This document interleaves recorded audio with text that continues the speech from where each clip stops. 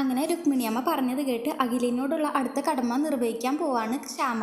അഖിലിന് ഇരുട്ടിനോടുള്ള ഭയം മാറാൻ വേണ്ടി ശ്യാമ ഒരു ഡോക്ടറെ കാണാൻ പോകുന്നുണ്ട്. അപ്പോൾ ഡോക്ടർ പറയാണ്, ഇത് ഒരു മെഡിസിൻ കൊണ്ട് മാറുന്ന ഒന്നല്ല, ആ ഒരു വ്യക്തിയുടെ മനസ്സിൽ വളരെ ചെറുപ്പം മുതലുള്ള ആ ഭയം ഇപ്പോഴും ഉള്ളത് കൊണ്ടാണ്.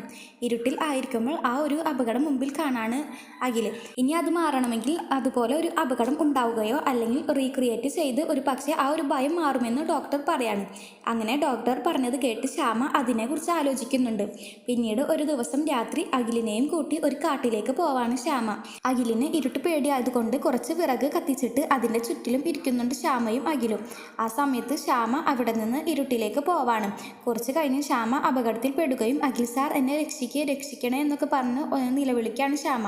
അങ്ങനെ ശബ്ദം കേട്ട് ഒന്നും നോക്കാതെ അഖിൽ ഇരുട്ടിലേക്ക് പോവുകയും ശ്യാമയെ രക്ഷിക്കുകയും ആണ്.